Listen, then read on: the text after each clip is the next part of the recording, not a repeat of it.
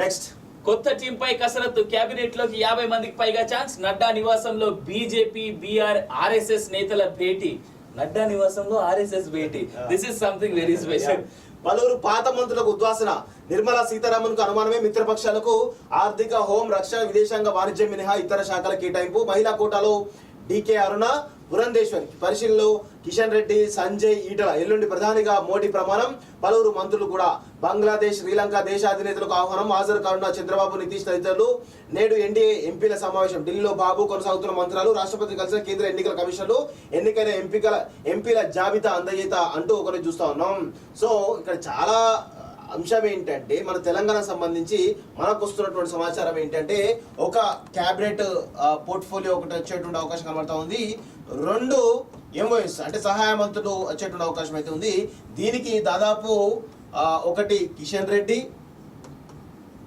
2 ఈటల, బండి, డీకే అరుణ, అదేవిధంగా అరవింద్. ఈ 5గురు పోటీ పడుతున్నట్టు మనకు చాలా స్పష్టంగా అర్థమవుతుంది. దీనిలో ఈ 5గురిట్లో ఈ 3 పోర్ట్ఫోలియోస్ ఎవరికి వస్తాయి, ఎవరికి రావనేది ఉత్కంఠత కొనసాగుతుంది. అందరూ కూడా ఢిల్లీకి పోయి ఇప్పుడు లాబీ చేసేటువంటి ప్రయత్నం అయితే చేస్తున్నట్టు తెలుస్తా ఉంది. ఒకవేళ మహిళా కోటాలో కనుక ఇవ్వాలనుకుంటే ఖచ్చితంగా డీకేలకు వచ్చేటువంటి అవకాశం కనబడతా ఉంది. లేదంటే మిగతా వాళ్ళ ఎంపిక జరిగేటువంటి అవకాశం అయితే చాలా స్పష్టంగా కనబడతా ఉంది. అండ్ దట్టు ఈ 5గురిలోనే ఒకరు పార్టీ ప్రెసిడెంట్ కాబోతున్నారు.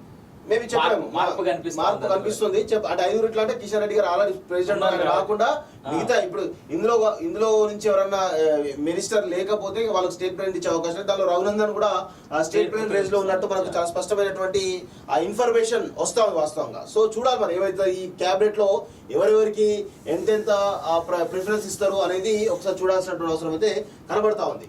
సో ఇక్కడ మనం ముందు చెప్తాను, ఈ క్యాబినెట్ లో గతంలో ఉన్నంత ఎఫిషియెంట్ క్యాబినెట్ ఈసారి ఉండకపోవచ్చు. ఎందుకంటే ఒకవైపు చంద్రబాబు నాయుడు, రెండవది నితీష్ కుమార్.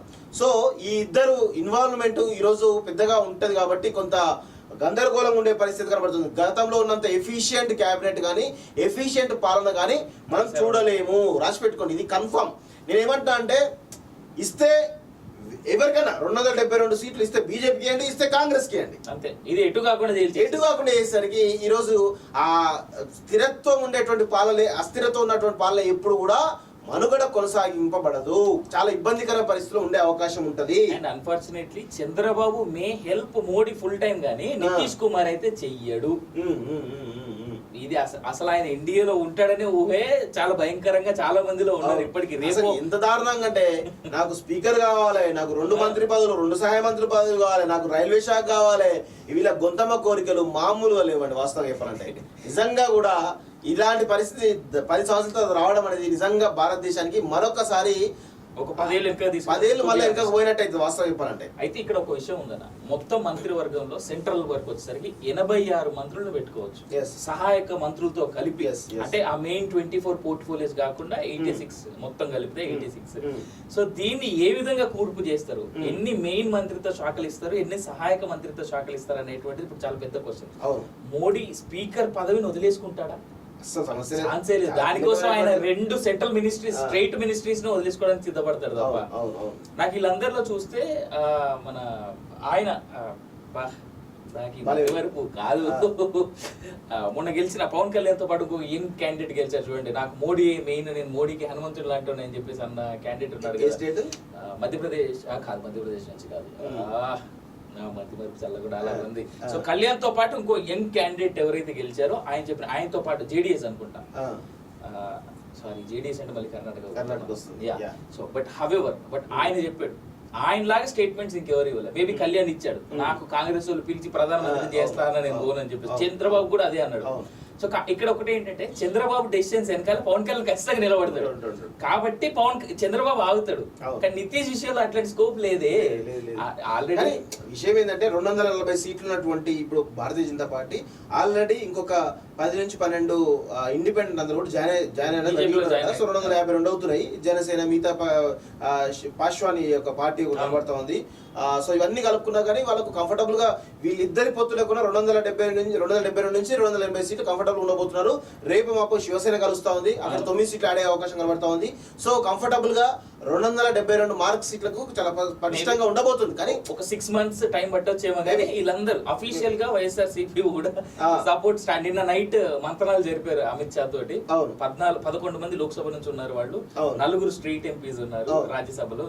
సో ఈ రాజ్యసభ లోక్సభలో 4 ఉన్నారు, రాజ్యసభలో 11 మంది ఉన్నట్టున్నారు వైఎస్ఆర్సీపీ నుంచి. 6 లేకపోతే మొత్తం వీళ్ళ టోటల్ కౌంట్ అయితే 11.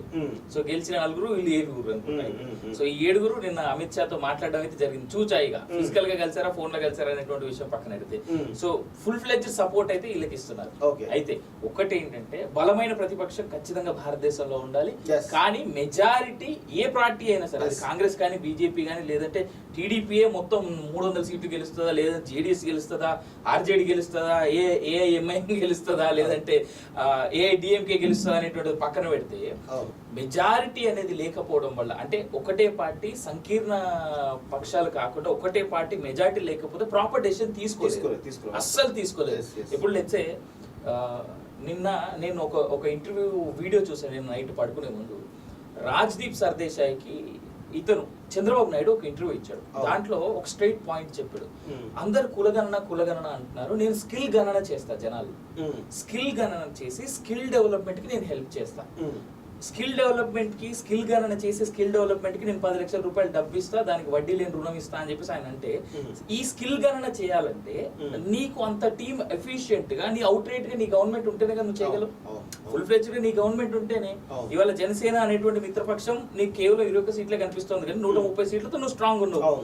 లేదు నీకు 80-85 వరకే ఉండుంటే ఈ 20 దీంట్లో నుంచి జాయిన్ అయి ఉంటే ముక్కు విండి నీతో వసూలు చేస్తాడు పవన్ కళ్యాణ్.